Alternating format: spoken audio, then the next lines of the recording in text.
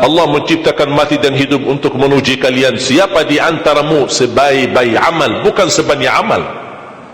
Allah tidak minta tahajud sepanjang malam. Bisa 2 rakaat tutup witir, sudah tahajud itu. Tahajud tidak harus 8 rakaat, tidak harus sunnah hajat, sunnah wudu, sunnah taubat, sunnah apa lagi. 2 rakaat tutup witir, sudah tutup, selesai. Ahli witir, ahli tahajud, sudah cukup. Puasa Ramadan, kita selain bulan Ramadan diberikan kemudahan puasa Isnin Kamis. Kalau tidak bisa, 1 hari 1 minggu. Kalau tidak bisa pun 3 hari 1 bulan. Diberikan kemudahan, tidak diminta banyak, tidak dibebankan. Wallahi mudah apa yang diberikan oleh Allah dan Rasulnya, mudah diamalkan, tapi pahalanya amat dahsyat. Barang siapa, Rasulullah SAW bersabda, man sama yawman fi sabilillah ba'adahu Allahu 'anil nari 100 am. Barang siapa yang berpuasa 1 hari karena Allah, akan Allah jauhkan dari neraka 100 tahun. Ini 1 hari. Bagaimana kalau 30 hari Ramadan? Bagaimana kalau bisa tambahkan salat sunnah-sunnah yang lain? Salat duha, kesempatan, tidak harus 8 rakaat, tidak harus 6 rakaat, tidak harus 4 rakaat, 2 rakaat, dan tidak harus dibaca wasyamsi wa duhaha. Banyak jemaah curhat kepada saya, keluhannya apa? Saya tanya, saya ingin salat duha, tapi susah, saya tidak bisa hafal wasyamsi wa duhaha dan wadduha wal laili idza saja. Masa gara-gara tidak hafal wasyamsi wa duhaha wa duha tidak salat duha?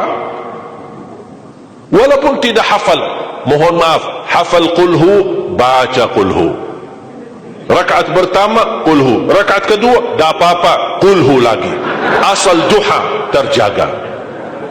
Betul? Witir jangan lewat 1 malam tidak witir, walaupun tidak tahajud. Iman sah witir tambah tahajud, boleh witir walaupun tidak tahajud, boleh witir walaupun tidak salat malam. Saya punya kebiasaan, habis Isya sunnah ba'diyah, habis itu 3 rakaat sunnah witir, 2 rakaat muqaddimah witir, salam, baru 1 rakaat witir, sudah selesai. Saya beraktivitas kembali, ada jadwal, ada ini, apa kemana saya pulang ke rumah istirahat. Kalau saya bangun tahajud, saya bisa tahajud, belum azan subuh, saya masih bisa laksanakan tahajud, tapi tidak boleh witir lagi karena sudah witir duluan, sudah selesai. Rasulullah SAW bersabda, Inna Allah witir, yuhibbul witir, fa'autiru. Allah maha witir, Allah cinta witir, jagalah witir. Amirul Mu'minin Umar bin Khattab ketika ditanya, kenapa wahai Amirul Mu'minin suka witir sebelum tidur? Kata beliau, saya khawatir meninggal dunia dalam keadaan tidur belum witir. Salat witir, kalau tidak berkesempatan salat malam tidak apa-apa, tapi sudah namamu tertulis ahli witir. Kalau bapak-bapak, ibu-ibu yang sudah biasa bangun tengah malam, suka bangun tahajud, sudah terbiasa, tak apa-apa, boleh witir belakangan. Tapi kalau ada yang merasa kekhawatiran atau tahu dirinya suka malas, bangun tapi malas-malasan, berat untuk laksanakan, daripada kita ketiduran, tidak salat sama sekali, mendingan witir amankan dulu. Diamankan witirnya supaya tertulis namamu ahli witir. Kalau sempat tahajud syukur, tidak sempat alhamdulillah sudah tertulis nama kita ahli witir. Termasuk baca Quran, sedekah subuh, termasuk amalan yang sangat mudah tapi sangat terbaik dan agung manfaatnya, bahkan dahsyat balasan Allah. Kenapa sedekah subuh lebih istimewa daripada sedekah di waktu lain? Saya meyakini dan tidak diragukan, orang Indonesia paling suka bersedekah. Setiap majlis ta'lim, setiap ada acara kegiatan majlis ta'lim atau kota amal di waktu Jumat, dimanapun ada orang Indonesia pasti suka bersedekah, beramal saleh, mengisi kota amal. Tapi yang perlu diperhatikan pertama sedekah subuh. Kenapa sedekah subuh lebih istimewa? Karena ada malaikat yang Allah turunkan, tugasnya cuma satu, mendoakan orang yang bersedekah di subuh hari. Siapa yang tidak mau doa malaikat? Yang kedua, di subuh hari selalu kita bersedekah, termasuk di waktu subuh maupun di waktu lain. Sering saya memperhatikan jarang jamaah menggunakan doa sesudah sedekah, padahal doa sesudah sedekah atau sedekah disertai doa dahsyat, bahkan doa terjamin makbul. Saya harap mulai hari ini sudah siapkan kotak amal di rumah. Bapa punya satu, istri punya satu, anak-anak masing punya satu. Apa itu botol, apa itu kaling, apa itu kotak, terserah. Setiap waktu subuh, sebelum beraktivitas, isi sedekahnya. Kalau bisa isi, disertai doa. Pasti banyak hajat bapa ibu. Ya Allah, dengan berkah sedekah ini, sembuhkan kedua orang tuaku kalau sakit. Ya Allah, dengan berkah sedekah ini, sembuhkan penyakitku. Sudah lama saya menderita sakit, belum bisa sembuh.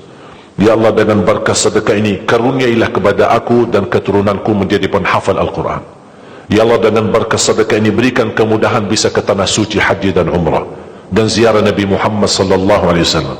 Ya Allah, dengan berkah sedekah ini, anakku sedang ujian, termasuk anak-anak, ajarin anak isi sedekah, anak doa. Ya Allah, saya lagi ujian, mudahkan ujian saya. Ya Allah, dengan berkah sedekah ini, titipkan pahala sedekahku untuk kedua orang tuaku. Itu juga boleh.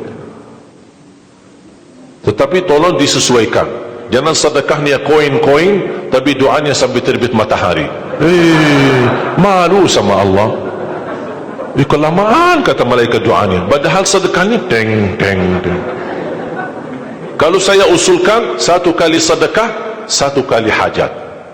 Termasuk anak-anak muda yang sedang melamar kerjaan, isi sedekahnya. Ya Allah, mohon dengan berkah sedekah ini, mudahkan lamaran kerjaan saya supaya diterima, menjadi kerjaan yang membawa rezeki yang halal.